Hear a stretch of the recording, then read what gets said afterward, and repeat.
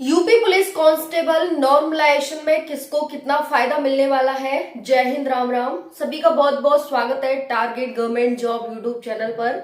सभी साथी बहुत ही बढ़िया होंगे। साथियों, हम इस वीडियो में बात करेंगे नॉर्मलाइजेशन को लेकर के। नॉर्मलाइजेशन कितना किसको मिलेगा, नॉर्मलाइजेशन का बहुत बड़ा खेला आपके साथ यहाँ पर होने वाला है। किसके मार्क्स बढ़ेंगे, किसके मार्क्स घटेंगे, कैसे निकालेंगे नॉर्मलाइजेशन फॉर्मूला, हमें समझ ही नहीं आ रहा। भर्ती एग्जाम के रिजल्ट का तो सिपाही भर्ती परीक्षा के नतीजे कब आएंगे, इसको लेकर आ गई है बड़ी खबर। कब आ रहा है नतीजा वो हम आपको बताएंगे, लेकिन उसके पहले जान लीजिए कि किस तरह से फिजिकल एग्जाम कंडक्ट कराने की तैयारियां शुरू हो चुकी हैं।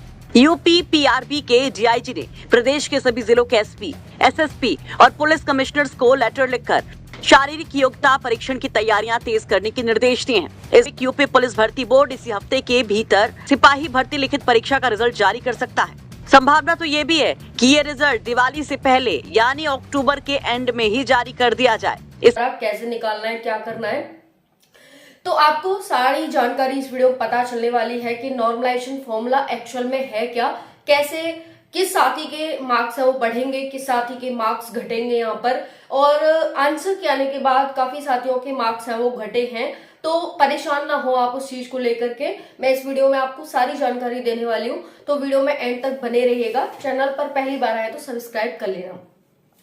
तो आज का जो हमारा टॉपिक है इस वीडियो का, नॉर्मलाइजेशन समझने वाले हैं कि किस तरह से आपके कितने मार्क्स आ रहे हैं, ये कैसे निकालना है आपको। क्योंकि साथियों यहाँ पर कई क्वेश्चन कई शिफ्ट के कैंसिल किए गए हैं। कैंसिल करने का मतलब क्या है वो हम समझेंगे, और नॉर्मलाइजेशन मार्क्स कैसे निकालने हैं फॉर्मूला के द्वारा वो हम समझेंगे, और उसके साथ साथ हम समझेंगे कि कितने मार्क्स हमारे बन रहे हैं, क्या खेला होने वाला है। नेगेटिव मार्किंग बहुत बड़ा खेला यहाँ पर करेगा। तो चलिए देखते हैं एक एक करके। साथियों, वीडियो को एंड तक देखिएगा और पूरी देखिएगा, क्योंकि आधी अधूरी जानकारी लेकर जाते हैं आप, फिर बाद में बहुत सारे क्वेश्चन करते हैं कि ये किया वो किया, ऐसे बताया वैसे बताया, इसलिए कह रहे हो पूरी जानकारी लेना, ठीक है। तो चलिए स्टार्ट करते हैं नॉर्मलाइजेशन का तगड़ा खेला। पहले तो बच्चों को समझ नहीं आ रहा साथियों को कि ये फॉर्मूला है क्या, कि सही उत्तर इंटू निर्धारित अंक सही प्रश्नों की संख्या। देखिए, जो सही उत्तर लिखा हुआ है ये इसका मतलब है कि आपके पेपर में कितने क्वेश्चन हैं जो सही सही बन रहे हैं, ठीक है। सही प्रश्न का मतलब है कि कितने क्वेश्चन है आपके जो सही बन रहे हैं, ये वो है। निर्धारित अंक का मतलब है कि टोटल आपका जो पेपर है वो कितने अंक का था।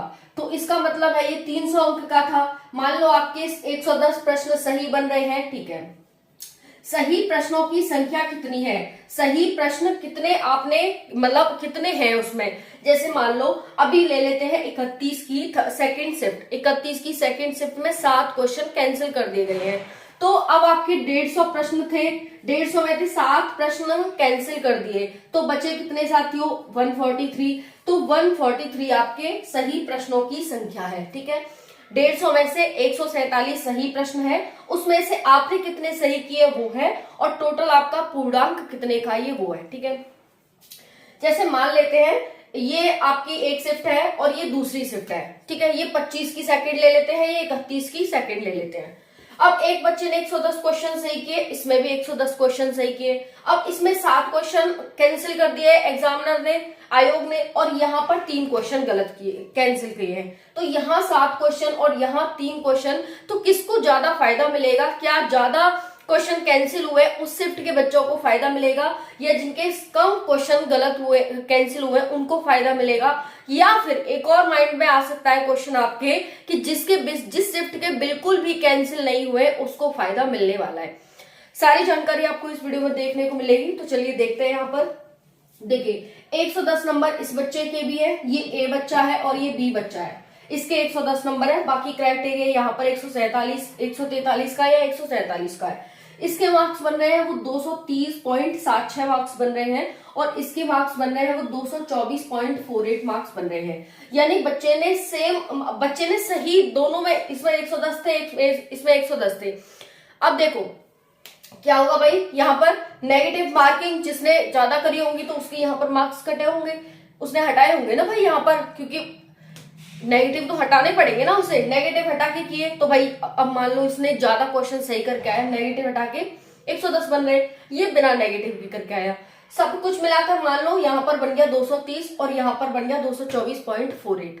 ठीक है, तो अब बताइए किसको फायदा हुआ? जिसके ज्यादा कैंसिल हुए उसको फायदा हुआ, जिसको ज्यादा कैंसिल हुए जिसकी शिफ्ट में उसको फायदा हुआ। तो ये यहाँ पर फायदा होता है जब आपके प्रश्न कैंसिल होते हैं, इट मीन्स आपको फायदा होगा। तो जो 31 की सेकंड शिफ्ट है उसको बहुत ज्यादा फायदा है। देखो 6 नंबर का फायदा बहुत ज्यादा होता है, और मैंने पॉइंट भी लिखा है कि 0.1 से भी बच्चा बाहर हो जाता है। ठीक है, दो बच्चे हैं, सेम मार्क्स आ रहे हैं तो बाहर कर दिया जाता है भाई किसके पॉइंट में ज्यादा है। ठीक है ना, तो उससे क्या है कि जिसके पॉइंट में कम है उसको बाहर कर दिया जाएगा, एक पॉइंट ज्यादा है उसको ले लिया जाएगा। तो यहां पर क्या है आप यहां पर देख सकते हो नॉर्मल, यहां पर नेगेटिव मार्किंग का बहुत खेला है साथियों, और नॉर्मलाइजेशन फॉर्मूला आप ऐसे निकालेंगे। अब मान लेते हैं कि यही प्रश्न है, 110 प्रश्न है। अब उस बच्चे ने 110 प्रश्न किए, लेकिन उसकी शिफ्ट में ना कैंसिल नहीं हुए कोई भी प्रश्न। तो देखिए 150 दूनी 300, 11 दूनी 22, बताइए ये इससे भी पीछे रह गया। इसके तो 230 भी बन गए थे, इसके तो 220 ही पे रह गया। अब जिस शिफ्ट में साथियों आपको पता है कि जिस शिफ्ट में बिल्कुल भी कैंसिल नहीं हुए उनके मार्क्स कम रहेंगे, जिनके कैंसिल हुए हैं उनको सबसे ज्यादा, जिसके सबसे ज्यादा कैंसिल हुए उसे सबसे ज्यादा फायदा, जिसके कम कैंसिल हुए से कम फायदा, और जिसके बिल्कुल कैंसिल नहीं हुए उसको सबसे कम फायदा। उसको फायदा नहीं, जितना करके आया उतना ही मिलेगा। कहने का मतलब सिंपल सा ही है। ठीक है, आ गई आपको बात समझ? तो ये हो गया साथियों आपको यहाँ पर। ठीक है, अब यहाँ पर देख सकते हैं ये आपको पूरा फॉर्मूला समझा दिया मैंने। अब आपको रिजल्ट का इंतजार है, रिजल्ट आपका जल्दी जारी हो जाएगा। हो सकता है आज रात तक आ जाए, और नहीं तो फिर कल आपका रिजल्ट जारी हो जाएगा। ठीक है, फाइनल आंसर की आज आई गई है, सभी अपनी आंसर की चेक कर लो। मैंने वीडियो बना दी है, उसमें सब कुछ बता दिया है आपको कैसे आप आंसर की चेक करेंगे। ठीक है, तो आप उसमें जाकर के अपना DOB, रजिस्ट्रेशन नंबर, कैप्चा और अपनी बुकलेट नंबर डाल करके, अगर आपको आपत्ति वगैरह भी दर्ज करनी है तो वहां पर उसका भी वो आ रहा है कि अगर आपको भाई कोई ऑब्जेक्शन रेज करना है तो आप ऑब्जेक्शन भी रेज कर सकते हैं। ठीक है, तो ये हो गया, आप सभी का सारी जानकारी आपको मिल चुकी है। ठीक है, मैं पहले से कहते हूँ भाई नेगेटिव बहुत कम करना, क्योंकि नेगेटिव में हमारे अगर हम थोड़ा थोड़ा करेंगे तब भी बहुत ज्यादा नेगेटिव हो ही जाता है। ठीक है ना, तो यहाँ पर ये है, आप सभी को बता दिया। ये फॉर्मूला जो आपको समझ नहीं आ रहा था, आई होप समझ आ गया होगा।